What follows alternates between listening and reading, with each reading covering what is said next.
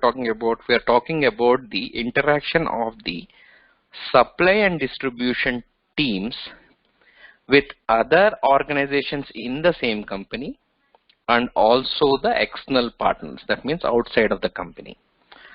So here we're talking about the interaction of supply and distribution teams with respect to other orgs within the same company and different external partners of outside of the company. That means these are outside of the entities, these are the inside the entities. Okay. Now let us discuss, as I told you, today we will discuss about the planning and optimization team. Okay. What they do, what is their responsibility in the company, and what is their interaction.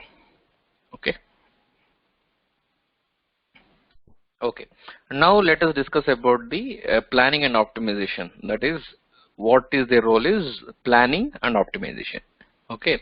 So when it comes to this team, so this team interacts with, more importantly, the three external partners.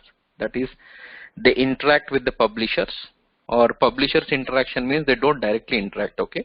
So they subscribe to the publications. So when they subscribe to the publications will be shared with the oil and gas company on the daily basis or weekly basis or monthly basis. So whatever the publication or the publication is published by the respective entities. Okay. Similarly, they also interact with the authorities because they have to follow the guidelines that are set, the policies that are set either by the government or by the intergovernmental, as we have talked about, International Energy Agency, right? So they'll have to follow that as well. Okay. And another external partner, which is nothing but the global and regional head office. So they also, because how a company performs, how a company runs is always based on the strategy that is set by the company. Okay, the directives that are set by the company, the vision of the company, the goal of the company, and what is their vision within the 5-year long-term plan, 10-year long-term plan, 1-year long-term plan. So whatever is the respective strategy of the company, that will be the guideline for deciding or planning the relevant movements of the company. Okay, so these are the external partners with which the planning team deals with. Similarly, internally also it has to talk to, or they have to have a discussion with. So they need to get the inputs from the trading team, similarly scheduling team, similarly transportation team, similarly terminal operations team, administration team. So okay, so the planning team receives the inputs from all these teams as well. Okay, so the trading, scheduler, transportation, terminal operations, and administration. Okay. Not only the teams of supply and distribution, it also interacts with the other company organizations, that is refinery production, because if you have to decide what crude you need to buy, how much is the crude that is required for the production, how much is the crude that you will have to buy from outside, or what is the crude that, if your company is also into upstream production, so whether you want to buy the crude from outside or you want to utilize your own crude, whether you want to take the advantage of the finished products from your refinery or you want to import the finished products. So like that, there are different economics that you have to calculate on. So that information will flow from the refinery teams and refinery production teams and loop blending teams to the planning and optimization team. Similarly, fuel marketing. So what is the demand, what is the supply, whether we have to buy it or whether we have to produce it or whether we want to do a third party purchase. So like that, that information, that decisions will be taken by the planning and optimization team based on the inputs from all these external partners, these all internal entities and the internal company organizations. Okay. So just simple, in order to understand whatever we have explained here in this diagram. So we'll just check what are the different inputs that they get, that the supply and the distribution planning team gets. Okay. So publisher, So the information that they get is market intelligence. Okay, what is this market intelligence? So because as you know, the oil and gas industry is very much volatile. I mean, it keeps changing from day to day based on the market economics, right? So there is a lot of technological advancements. There is a lot of restrictions from the governments to reduce the CO2 emissions. Similarly, there are a lot of trends keep moving up and down because of the prices. Okay, so there are a lot of I mean, different criteria has to be considered in order to make sure you are doing the right analysis. Okay, so if you do the right analysis with the data, okay, that will make your company devise a proper strategy in order to meet its goal or vision. Okay, so for that you need this market intelligence team. For every company, generally in every company there will be a market intelligence team which will try to analyze the trends of the market, and that trends and that analysis will be inputs again to the management in order to decide their strategy. Okay, so it's not only market intelligence, the prices, quotations and are also required, and authorities are International Energy Agency, Compulsory Stock Agency, and the global general head offices, they decide upon the guidelines. Okay, what is their global or regional strategy. Similarly, the trading team, they give what are the different planning signals, trading economics, strategic trading positions, market observations. So S&D scheduling team will give you the distribution economics, like the I mean, which is feasible, whether for example you have the option of transferring a product. Okay, from, for example, consider you have to transfer a product from Vizag to Chennai. So you have two options. One thing is you can transfer it via rail, or you have the option of sending it via ship. So now this scheduling team will decide which is the feasible option, what are the costing that would go into if you transfer it through a rail car or if you transfer it through a ship. Okay, so that kind of analysis they do. Okay. Similarly, strategic distribution positions. For example, there is an exchange program. There is an exchange program with HPCL and BPCL. So whether they will be able to meet these with respect to that or not. Okay. So that kind of analysis will be done by the scheduling team. Similarly, transportation team. So what they will do, so they will understand what are the chartering rates, freight rates, which will be considered. Okay. And if there are any movements in the market, if there are any changes in the market, if any company is giving you a good rate in order to move the product, like, because here also there will be, obviously you'll have different options that you can use from the different vendors. They may quote different rates for transferring the product, right? And similarly, S&D terminal operations. So terminal operations, what are the inventory that they have to maintain? Okay, what is the optimized turnaround schedules that they need to consider to make sure they meet all the requirements of the customers? Okay, similarly, admin, they have to consider the inventory targets, how much they have to maintain. So at the terminal and administration team, they both are get involved in the inventory targets. Okay. Similarly, for refinery production and loops blending, what are the different production signals? What is the inventory target that they have to meet? Because this analysis will be required, right? If you have to sell to a customer, obviously you need to understand how much you require, how much you need to produce. If you want to calculate how much you need to produce, you need to understand how much crude you require, correct? So that is the reason why you have an interaction with all these entities, I mean all these teams within the company. So how much, what are the economics of production, blending, okay? So, and again for fuels marketing, what is the finished products demand and supply? So what should be the prices that we need to maintain, whether there is a huge demand or whether there is a whether our supply will meet the demand, or do we need to procure it from outside in order to meet the demand. So all this analysis will be done by these entities within the company. Okay. Clear till now, or any questions?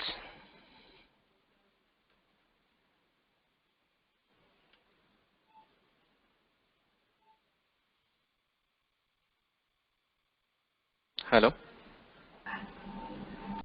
So next, what are the different business scenarios of planning and optimization? So we have understood that this team will do the planning and optimization. So planning means what are the timelines that they plan? The timelines that they plan is yearly, monthly, and weekly planning. It also includes optimization for the refinery production.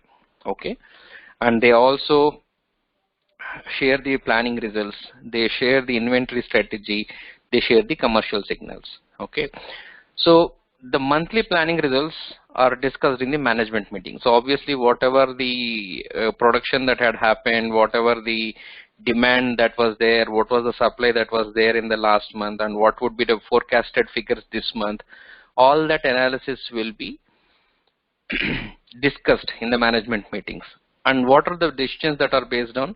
So these are the few examples or few criteria that they consider in order to decide what is the planning that they have to consider. So production from crude versus product purchase. So whether they have to use their own production crude in order to produce the refined products or for the refinery process, or they need to purchase the different finished products, whether that is feasible for them or production from crude is feasible for them. Similarly, max crude throughput. So what is if they use the crude that they buy it or that they purchase it, so whether they will be able to meet the needs with respect to only crude, or whether they have to consider crude throughput plus feedstocks in order for the refinery process. Similarly, whether it is a good option to do from, I mean, if there are any entities who are selling the product locally, and whether it is better to buy from local vendors, or whether it is a better option or a feasible option to do an import from outside. So again, in this there will be different calculations, because some countries they don't levy any charge with respect to tax. If it's a local purchase, obviously there will be taxes that will be levied.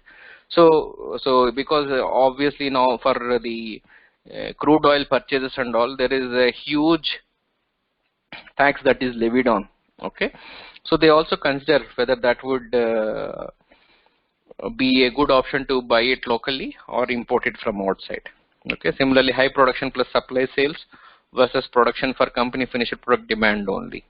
Okay, similarly, local supply sales versus exports.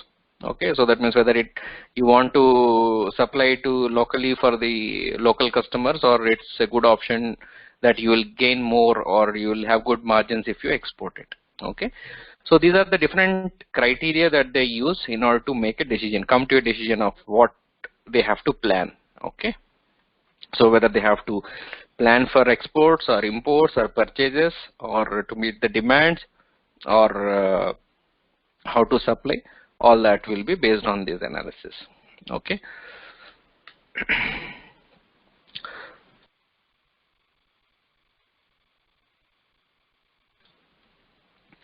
So on an average, so it takes about 6 to 8 weeks of period is needed in order to process the crude.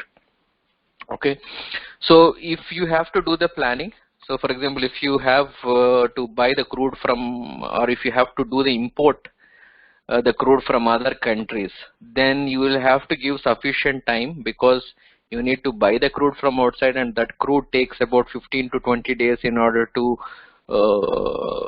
do the transfer. That means that the crude, if it is loaded in the Gulf, it takes about 15 days to come to India. Okay, or 10 days to come to India, depending upon the speed of it or whatever it is. Okay, so you will have to calculate all that into consideration when you do the planning. For example, if you are buying a crude which is far away from your country and you are importing it, so you have to make your plans accordingly, that you'll have to consider all the different reasons. So whether it is due to weather, or whether it is due to international politics, so whether it is due to your own issues or the chartering vessel issues. So you need to consider all and make sure you give or the supply scheduler should give a proper calculation in order to procure that crude from outside. So that is the reason why if you do the medium term planning, you have to be very careful about considering all these criteria. Okay, generally the schedulers take care of all these criteria when they try to procure the crude or import the crude from outside. So planning results. So the planning results will be based on again they are published internally, because whenever there is any planning that happens within a company, it all depends upon the kind of the global as well as at the local. So obviously this will be it will have its own they will publish their own results, this company will publish their own results, but at the group company level they will have to be published at their level. So that means it can be at the local affiliate level or at the global level, externally at the global level. Okay, so what it covers the crude and feedstock purchase economics. Okay, so expected margins as per crude yields and finished product market prices, transportation economics. So they consider all this when they publish the results, planning results. Okay, so because as we have discussed just now, so whether it is viable to transfer the crude from Vizag to Chennai or Chennai to Vizag via rail car or through ship. Okay, what are the freight charges? So they calculate, they do the transportation economics. They also try to check what is the margins that they will save, what is the profit that they will get, or how much they will be able to save to the company.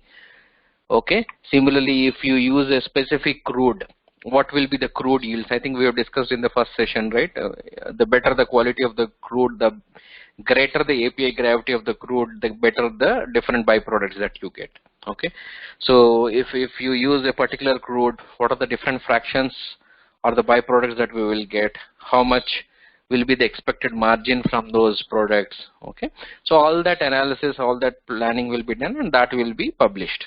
Okay, then inventory strategy. So it is the guidance is given on inventory targets, potential necessary steps to comply with the target. Okay, so at any point of time you should always maintain some inventory. Okay, because in order to make sure you meet your customers' need, so you need to make sure your production is maintained properly. Your forecasted, for example, your actual production is for example 1 million barrels per day. Okay, so if what is your forecasted? So how do you do that? You do the analysis on the basis of whatever is the last 1 year. I mean, there will be a criteria that will be considered in order to calculate whether it is for the forecasted based on the actuals last year. Okay, so there will be some guidances. Okay, you need to maintain at least some 800,000 barrels in order to meet your customers, or 500,000 barrels to make sure you don't come below that inventory. You should always maintain that inventory. Okay, or for example, your production is 1 million barrel, and you need to make sure that you meet the customers in order to meet your customers' needs. You should maintain, or you should be able to produce that many 1 million barrels per day for the whole month. So that strategy, how they should maintain, on what basis, what are the different inputs. So they all try to do that calculations, and they try to strategize how they have to deal with that. Okay. Similarly, commercial signals. So obviously, finally, it all drills down to money, or how much you spend, how much you get.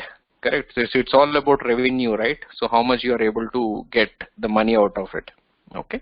So obviously, if your cost of processing, if you bring it down, your margins will be high. So obviously, your profit will be high.